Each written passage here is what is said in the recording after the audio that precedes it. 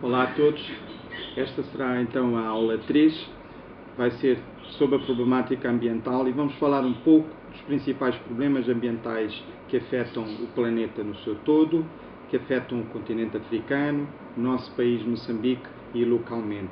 Em primeiro lugar, como disse anteriormente, na última aula, o aquecimento global, algo que temos vindo a reportar, especialmente a partir da década de 80, portanto uma tendência progressiva para a subida da temperatura média à superfície terrestre em consequência das emissões de gases de efeito estufa que acabam tornando a camada destes gases cada vez mais densa, não permitindo o reflexo da radiação solar como outrora e fazendo com que a Terra seja cada vez mais quente, fique cada vez mais quente, o tal efeito estufa. O problema não é o calor, o problema é o excesso de calor, o problema não é o facto de nós emitirmos gases de efeito estufa, o problema é a quantidade destas emissões e a incapacidade que nós temos como seres humanos, como comunidade internacional, como Estados, de pôr um travão, apesar dos compromissos internacionais que temos vindo a celebrar. O aquecimento global está associado às mudanças climáticas, porque uma das consequências é precisamente a reação do clima, e essa reação pode ser violenta. Portanto, temos estado a assistir a fenómenos climáticos extremos um pouco pelo planeta inteiro. Alguns desses fenómenos são uma incidência cada vez mais constante. Moçambique é um exemplo, a nossa costa tem sido fustigada por ciclones, por tempestades tropicais cada vez mais fortes, gerando muitos danos, vítimas mortais, gerando também refugiados ambientais e uma situação que tende a agravar-se de ano após ano. Queria também sublinhar que a mudança climática pode significar um terremoto ou um maremoto cada vez mais forte e com incidências mais numerosas do que no passado. Pode significar também a ocorrência de inundações sem precedentes, portanto, e temos vindo isso a acontecer um pouco por todo lado, e também está associada à seca, à tendência de seca e desertificação. Portanto, em algumas zonas nós temos cada vez mais processos de seca e desertificação a acontecer, em outras regiões podemos ter cada vez mais água a mais, e a água a mais também produz imensos estragos. Também temos uma alteração das estações, o que produz também impactos na biodiversidade, impactos, portanto, na agricultura, porque ficamos sem saber exatamente quando é que podemos iniciar uma época ou não, e nós já sabemos que ano após ano a tendência será piorar e agravar este cenário. Portanto, temos que estabilizar as emissões a um número que permita pelo menos garantir a subsistência da vida. Falarei um pouco isso no contexto do direito internacional. O aquecimento global tem sido sistematicamente confundido com a destruição da camada do ozono. É importante sublinhar que são dois fenómenos diferentes, apesar de haver aí um ponto de convergência. Portanto, a destruição da camada do ozono, que nos protege contra a radiação ultravioleta, ela ocorre devido à libertação de gases com um determinado tipo de composto, chamados clorofluorcarbonetos. Então, os CFCs que estavam presentes nos eletrodomésticos antigos, nos ar-condicionados, nas geleiras e numa série de sprays, estes CFCs realmente contribuem para a destruição da camada. É importante compreender que os CFCs também são gases de aquecimento, também geram aquecimento global, mas são problemas que são objeto de convenções internacionais diferentes. Para o aquecimento global e mudanças climáticas, nós temos a Convenção das Nações Unidas sobre Mudanças Climáticas, e para a destruição do buraco do ozono nós temos a Convenção de Viena sobre substâncias que destroem a camada do ozono, portanto, celebrada uns anos antes da Conferência do Rio de Janeiro, em 1986, na cidade de Viena, capital da Áustria, que tem um protocolo Montreal, Canadá, logo a seguir, um ano depois. O aquecimento global está também hoje associado à subida do nível das águas do mar. Portanto, imaginemos, nós temos desde o maior continente gelado, que é a Antártica, que aqui está, ao Ártico gelado, que é o maior oceano em forma de gelo, e temos uma série de picos com neves perpétuas, neves eternas. Portanto, a subida de temperatura nos oceanos, mas também nos continentes, tem estado a gerar degelo. São cada vez mais frequentes os registros de glaciares inteiros a derreter. Isto produz situações de muita água a ir para os oceanos. E esta água toda a mais nos oceanos já está a fazer há alguns anos imensos estragos na linha de costa. Portanto, a tendência de subida do nível das águas do mar pode parecer uma coisa não grave para muita gente, mas reparem, grande parte da nossa costa está pouco acima do nível das águas do mar. Basta uma pequenina e ligeira subida de 1, 2 centímetros deste nível para os estragos verificarem-se e poderem acontecer a quilómetros e quilómetros de distância. Não nos esqueçamos que grande parte das nossas áreas agrícolas está localizada no delta dos rios. Portanto, esta subida do nível das águas do mar e toda a alteração que vai provocar nos mapas, toda a alteração que vai provocar na linha de costa, vai significar também um impacto muito grande na agricultura e na segurança alimentar. É importante também compreender que estamos num cenário de queda acentuada da biodiversidade. É a tal sexta extinção das espécies que tão bem explica a autora que há bocado tive cuidado na aula anterior de frisar. Elizabeth Colbert fala-nos da sexta extinção e é a primeira extinção humana causada por seres humanos. Esta extinção é provocada por vários fatores. Temos o aquecimento global, as mudanças climáticas que contribuem para um rápido declínio das espécies, mas temos também uma profunda alteração de todo o planeta, com destruição de imensos ecossistemas. Temos o fator poluição, que também produz imensa perda de espécies. Temos ainda um aspecto que não deve ser descurado, que é a sobrepesca, ou sobrecaça, o desflorestamento, as queimadas. Portanto, todos estes fatores juntos fazem com que esta biodiversidade, que é a diversidade de espécies, esteja hoje em declínio. Diversidade de espécies de flora, fauna, micro-organismos, ecossistemas, diversidade dentro também de cada espécie. Dados importantes da WWF no mais recente relatório Planeta Vivo 2020 mostram que nós perdemos entre 1970 e 2016 68% das populações de mamíferos, aves, répteis, peixes e anfíbios. Portanto, estamos a perder tudo o que é biodiversidade e se não travarmos este ritmo, nós vamos ser afetados também, que nós dependemos da vida, da existência de vida para podermos igualmente viver. A seca e a desertificação são assuntos muito sérios em várias partes do mundo, mas em especial no nosso continente africano, aí sublinho.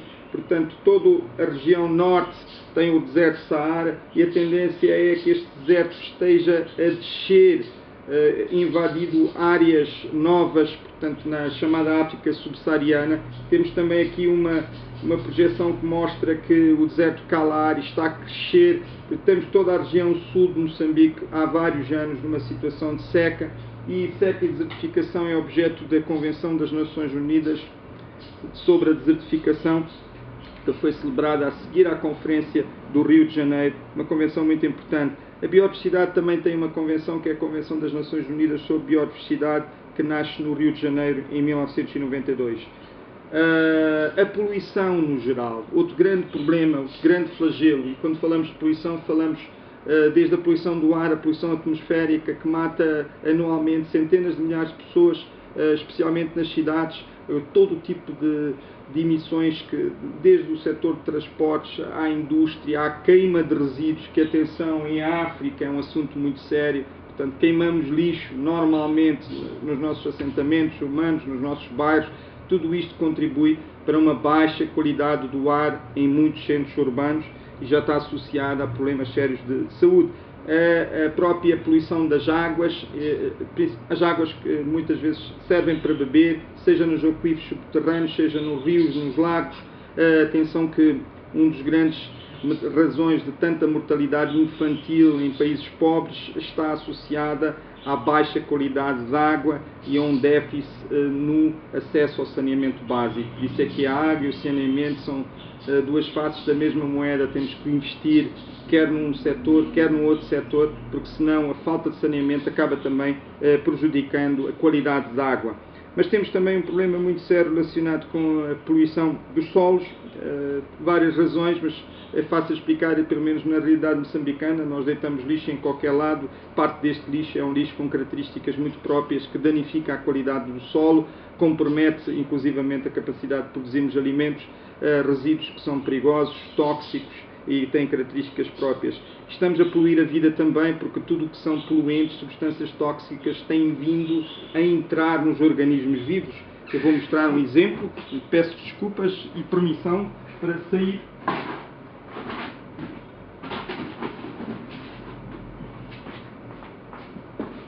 Nesta caixa temos mais de 500 pilhas usadas para alimentar uma série de máquinas e maquinetas, pilhas encontradas em menos de um ano numa única praia na cidade de Maputo. Ora bem, uma pilha jogada a algures no fim de vida liberta substâncias tóxicas, liberta uma série de químicos, incluindo metais pesados, muito prejudiciais para o ambiente e especialmente para a saúde pública. Imaginemos isso a uma escala global, nós não temos recolha seletiva, vai tudo parar ao ambiente e seguramente as consequências são danosas. Eu não devia estar a segurar isto com as mãos, mas aqui há indícios de líquidos a saírem ou saíram em algum momento. Significa que, em princípio, aquilo que é a qualidade de alimentos nas regiões afetadas por este descarte direto de resíduos perigosos, a qualidade de alimentos está ameaçada seguramente. Temos também o problema muito grande com a questão da superpopulação. A população está a crescer, portanto este fator demográfico é essencial para compreender a problemática ambiental. Não nos esqueçamos, mais população requer mais espaço, mais capacidade de produção de alimentos, mais pegada ecológica, mais pressão sobre recursos naturais, portanto mais desequilíbrio. E esta população muitas vezes cresce acima da capacidade das economias. Nos casos cresce e necessita de uma série de serviços e de satisfazer uma série de necessidades, e se as expectativas foram idênticas a de um cidadão médio norte-americano, nós precisaríamos de vários planetas. Portanto, estamos a sugar o planeta para alimentar uma população cada vez mais numerosa. A tendência mostra-nos que vamos chegar a 2050 com mais de 10 bilhões de habitantes. Cruzámos o século com 7 bilhões de habitantes.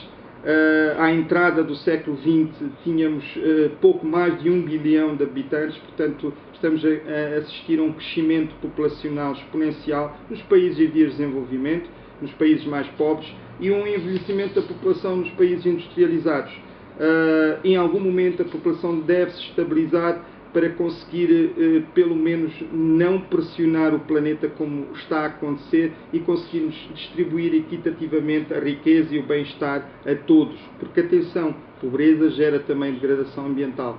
Portanto, quanto mais pobres formos, mais pressão sobre recursos naturais, mais degradação ambiental. Quanto mais degradação ambiental, mais crescimento da população. Para fazer face a essa insuficiência, precisamos de mais mãos para trabalhar a terra, mais mãos para trazer pão para a mesa e, portanto, isto é um ciclo vicioso muito sério. E catástrofes naturais. As catástrofes naturais, já referi há pouco, quando fazia alusão ao aquecimento global e às mudanças climáticas, afetam especialmente países como Moçambique, uma longa linha de costa, numa região muito turbulenta em matéria de ciclones.